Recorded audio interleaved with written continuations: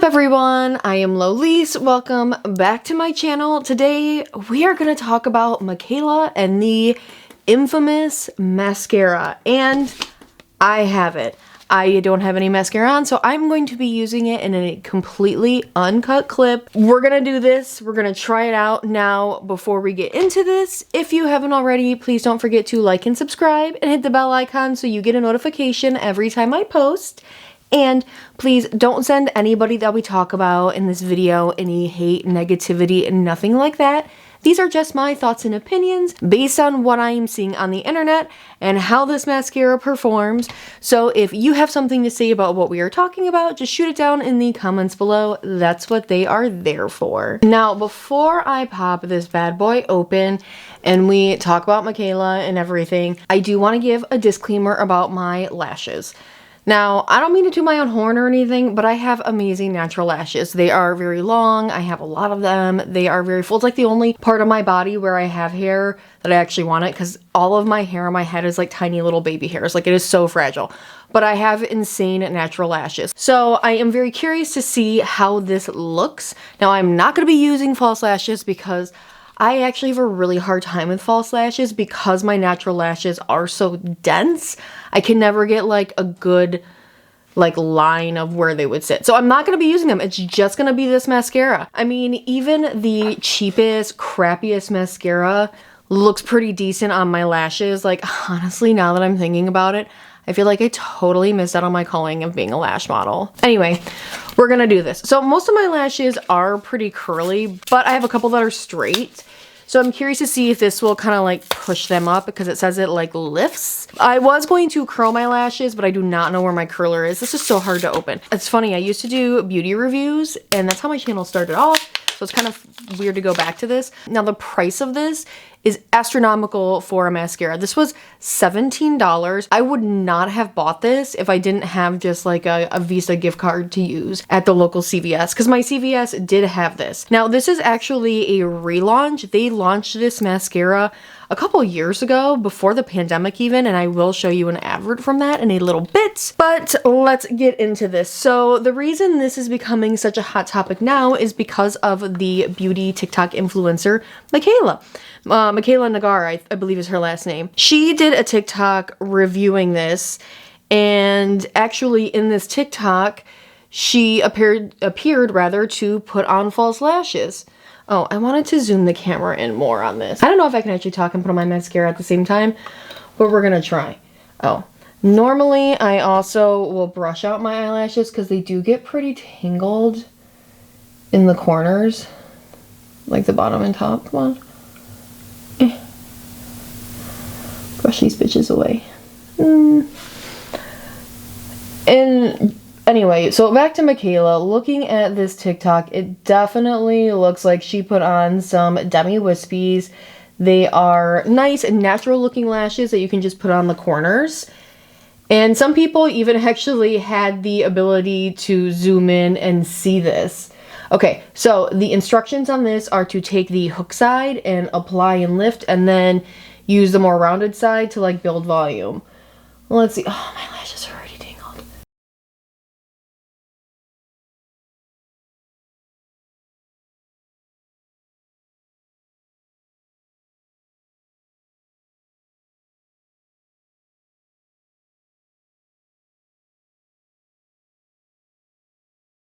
I mean, it looks nice. It doesn't look like any different from any other mascara that I use. I don't know if I want to put more layers of this on either.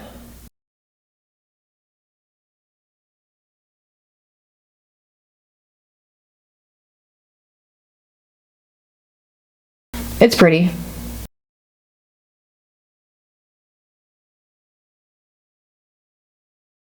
Just stabbed myself in the eye.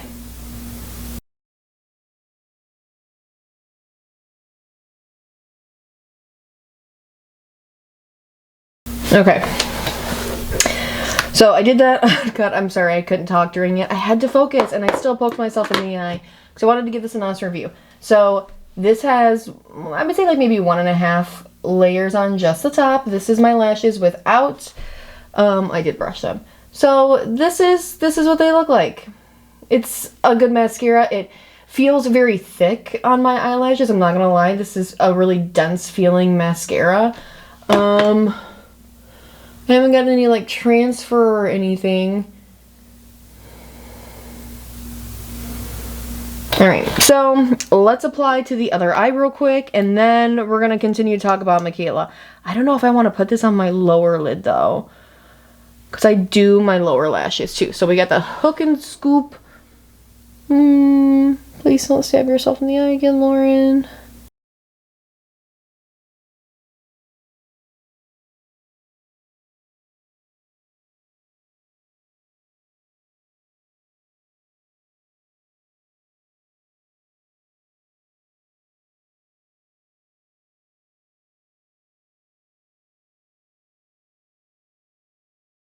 Now we're going in with the volumizing side.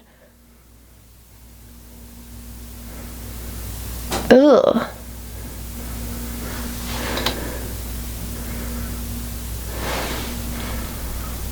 This side looks terrible. I don't know if I put too much. I'm gonna take just like a spoolie. I'm brushing that out because it's like so clumpy. This mascara is like way too heavy. I don't know. Huh.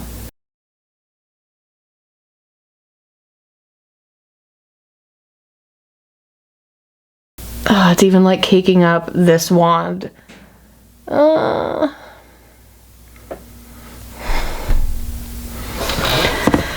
I guess it looks okay. Like I said, this feels really heavy on both of my lashes. I don't think I want to put this on my lower lash. Well, for the sake of review, let's do it. I'm not going to do the like double layer thing. I'm just going to do a quick little wisp.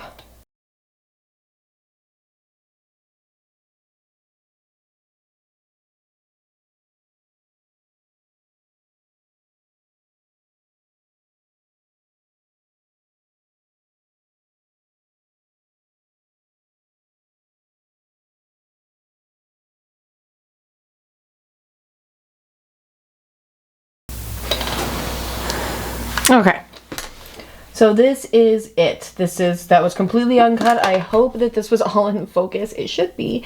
And I hope that my mirror didn't obstruct anything. This is just one layer of everything on. I feel like it takes a while to dry, and maybe that is part of the heaviness. Because this side is starting to not feel as heavy, but this one, like, it went on really clumpy on this side. So maybe there's a learning curve with applying this. Well, I spent $17 on it, so I will be using the entire tube of this. I mean, I feel like there are so many other mascaras that are not nearly as expensive that work just as well. I used to use Essence mascara a lot. It started giving me headaches though, so I had to stop using that because mascara shouldn't give you headaches. Anyway, let me like re-zoom out, and I hope all this looks good in editing. So sorry, Lo, if it doesn't, and sorry to everybody else. What I was trying to start talking about when I was putting on the mascara, and it just like didn't happen because I just could not collect my thoughts. I had to focus on like literally this mascara came with instructions. I had to focus and not continue to stab myself in the eye. So Michaela Nagara, who is a TikTok beauty influencer, is known for her reviews. Now, she recently did a review of this on her TikTok, and it was very apparent after she did a 2-coat application. She like cut in the TikTok, went and did other makeup, and came back with a set of Ardell wispy lashes on. Now these are nice little lashes that you can put on the corner. I think I said this, you know, can make the lash look fuller with still looking natural. And what is interesting is, first of all, Michaela thought she could pull a fast one over on her audience like this. Your audience are people who are obsessed with makeup. They're gonna know when there is a false lash. And people actually had the ability to go into Photoshop and overlay things and be able to tell, you know, how the length of her lash changed from the second application and then her putting on her makeup. Michaela has not addressed this since. This TikTok is the last TikTok she posted like about a week ago now. She already gets like millions of views on all of her TikToks, but this one has like 45 million views. It is very highly viewed. Now, the other issue is, one, this is pretty deceptive for it to be an honest review, but then two, it's become very apparent that this was a paid promotion. This was a sponsorship. Either they sent her this product or they paid her to review this product. Now, I'm going to assume that they paid her to review this because she is a very high up beauty influencer TikToker, and I don't think that she would take some makeup to just review it for free to just get the makeup. Now, I do actually sometimes get free products sent to me to try. I used to, when I would review makeup, and I occasionally would get it to review, I would review it here, but I would always disclose that this is something that I received for free. I actually am on an app called Influencer.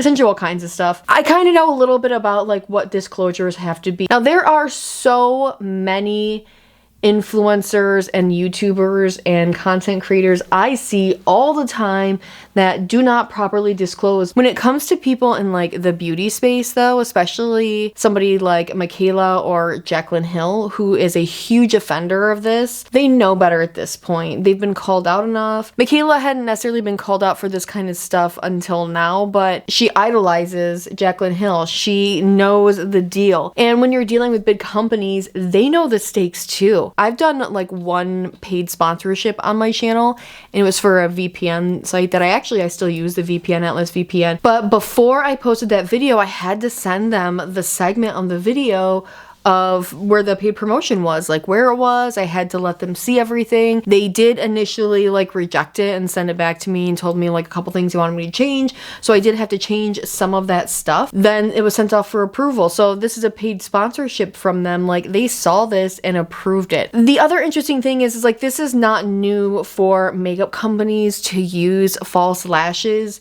in mascara ads. I used to read beauty and fashion magazines all the time, and it's very common. And in fact, what I decided to do was I actually have a collection of magazines, and I grabbed an older copy of Marie Claire. Now this is from October 2019. Now the first ad in here, no joke you guys, is the telescopic mascara. So remember I said this was actually a relaunch? And I don't know if it launched in 2019, but at least they were advertising it back then. Now, she doesn't look like she's wearing false lashes, like this model doesn't at all. Even on the close-up necessarily doesn't look like that. However, if you look, it says simulation of actual product results. What does that mean? I mean, I believe that to mean that they've actually edited her eyelashes to look better. I just used a more updated and there you would think better version of this mascara, which actually they still sell this version too. I saw this one there as well. Mine doesn't look nearly as separated and flawless as hers does. I don't necessarily expect lashes to look separated and flawless and perfect, but in this ad they are disclosing that there is something that is not actually authentic in this photo. And then the next mascara ad was a CoverGirl ad. This is for the Lash Blast Volume Mascara. I've used this mascara and I do like it. I like the brush a lot. It is a really good volumizing and it does actually separate and lengthen a little bit too. Because let's be honest, really it's all about the brushes when it comes to mascara. Now this woman's lashes are very voluminous. However, you can tell right away that these are fake lashes because they're not even blended that well in with her regular lashes on the corners. If you go down to the bottom, they actually do disclose she's wearing lash inserts. She's wearing fake lashes. Can wear fake lashes in mascara ads, but you gotta disclose you're wearing fake lashes. And you could make the argument of, well, that's magazine and that's TikTok. TikTok is basically replacing magazines in terms of like advertisement and where people go to find information on product. There's a reason I don't get this magazine sent to me anymore. It's because I get all my information from the internet. Unfortunately, it makes me sad that the magazine industry is dying. What are you gonna do? I can't support the entire magazine industry. I would live in a house full of magazines then. Anyway, the point is this.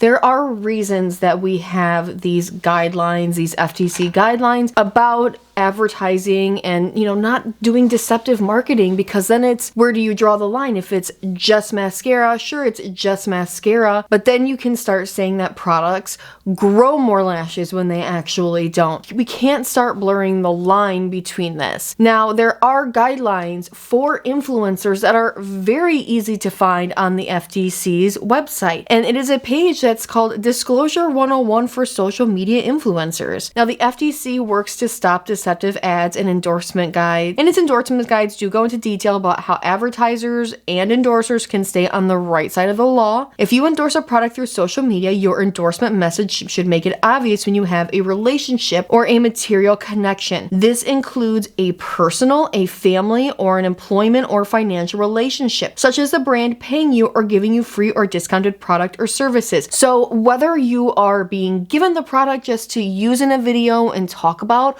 or they're giving you the product and they're giving you $75,000, it is the same thing. You are still reaping some sort of benefit from it, and the company is reaping some sort of benefit from it. It needs to be disclosed in a very obvious way. Telling your followers about these kinds of relationships is important because it keeps your recommendations honest and truthful, and it allows people to weigh the value of your endorsements. This is a big thing on Michaela now because can you trust any of her reviews? People are digging up TikToks where she even shows how people lie in Mascara reviews and how she found it so easy. As an influencer, it is your responsibility to make these disclosures, to be familiar with the endorsements guides, and be compliant with laws against deceptive ads. Don't rely on others to do it for you. If you have a manager, it's still your responsibility. It will fall on you. Just because you don't know a law doesn't mean you don't have to follow it. So when do you disclose? Like we said, financial, employment, personal, or family relationship. So financial relationships are not limited to money. Disclose the relationship if you got anything of value to mention a product. If a brand gives you free or discounted products or other perks, and then you mention one of its products, make a disclosure even if you weren't asked to mention that product. Don't assume your followers already know about your relationship with the brand, and make disclosures even if you think your evaluations are unbiased. Keep in mind that tags, likes, pins, and similar ways of showing you like a brand or products are endorsements. If posting from abroad, U.S. law applies even if it is reasonably foreseeable that the post will affect U.S. consumers. Foreign laws might still apply. If you have no brand relationship or are just telling people about a product that you bought and happen to like, you don't need to declare that you don't have a brand relationship. Make sure that people see and understand the disclosures. Place it so it is hard to miss, and that's in bold. The disclosure should be placed with the endorsement message itself. Disclosures are likely to be missed if they appear only on the About Me or profile page at the end of a post or video, or anywhere that requires a person to click more. Do not mix your disclosures into a group of hashtags or links. If your endorsement is a picture on a platform like Snapchat and Instagram stories, superimpose a disclosure over the picture and make sure users have enough time to notice and read it. If making an endorsement in a video, the disclosure should be in the video, not just in the description uploaded in the video. Viewers are more likely to notice disclosures made in both audio and video. Some viewers may watch without sound, and some may not notice superimposed words. If making an endorsement in a live stream, the disclosure should be repeated periodically so viewers who only see part of the stream will get the disclosure. Use clear and simple language. Simple explanations like "Thank you, Acme brand, for the free product" are often enough if placed in a way that's hard to miss. So are terms like advertisements, ads, sponsorship. On a space-limited platform like Twitter, the terms Acme partner or Acme ambassador, where Acme is the brand name, are also options. It's fine but not necessary to include a hashtag with a disclosure such as hashtag ad or hashtag sponsored. Don't use vague or confusing terms like SP, spawn, or collab, or standalone terms like thanks or ambassadors, and stay away from other abbreviations and shorthand when possible. The disclosure should be the same language as the endorsement itself. Do not assume that a platform's disclosure tool is good enough, but consider using it in addition to your own. What else to know? You can't talk about your experience with a product you have not tried. If you're paid to talk about a product and thought it was terrible, you can't say it's terrific. You cannot make up claims about a product that would require proof the advertiser doesn't have, such as scientific proof that a product can treat a health condition. There's not a lot of laws that makeup falls under. This is one of them, FTC guidelines. The other law is the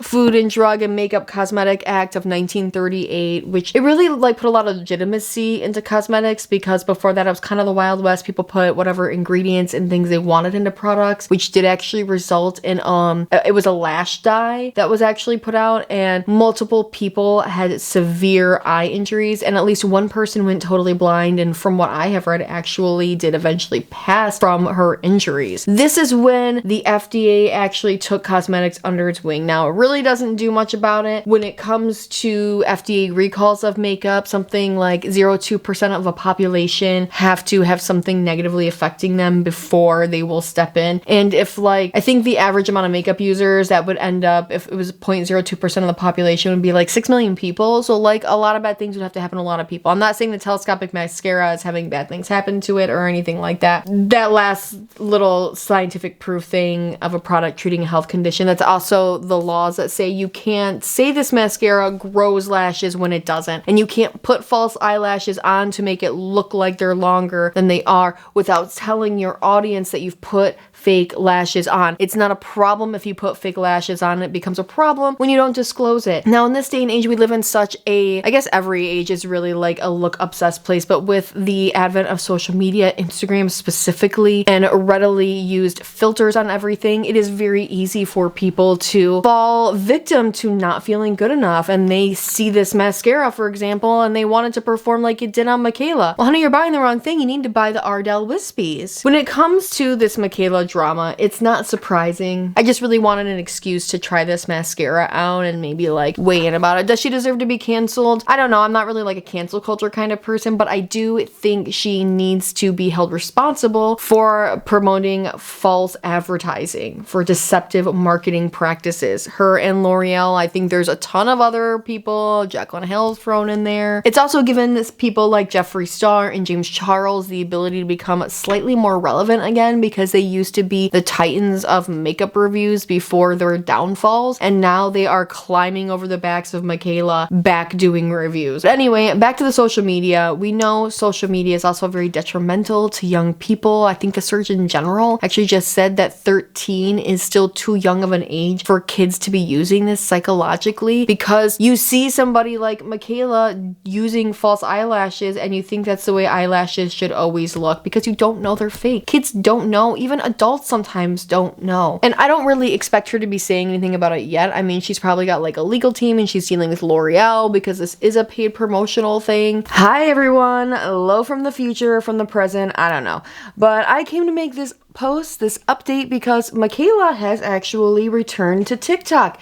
She has 4 TikToks up. They are all about Valentine's Day looks. Not a single mention of anything that we've talked about in this video, not a mention of the mascara, nothing. That is also still up currently on her TikTok. I'm sorry if I look and sound horrible. I actually was taking a 20-minute power nap when I woke up and saw this, so I feel like part of my face is really puffy. I have like sleep voice and my hair probably looks a little crazy. I'm still kind of like groggy from my nap. Anyway, I just wanted to put in that she actually has returned to the internet and has literally said not a thing. Not surprised. It'll be a while before it comes down, if it ever comes down. The interesting thing is that sometimes outrage marketing does help, and in this instance, I think it has helped their mascara. I would not have bought this mascara for $17. Lots of places are sold out of this mascara because of all of this scandal and hype. Though Michaela's reputation has been hit really hard, L'Oreal has been making a lot of money, and I would assume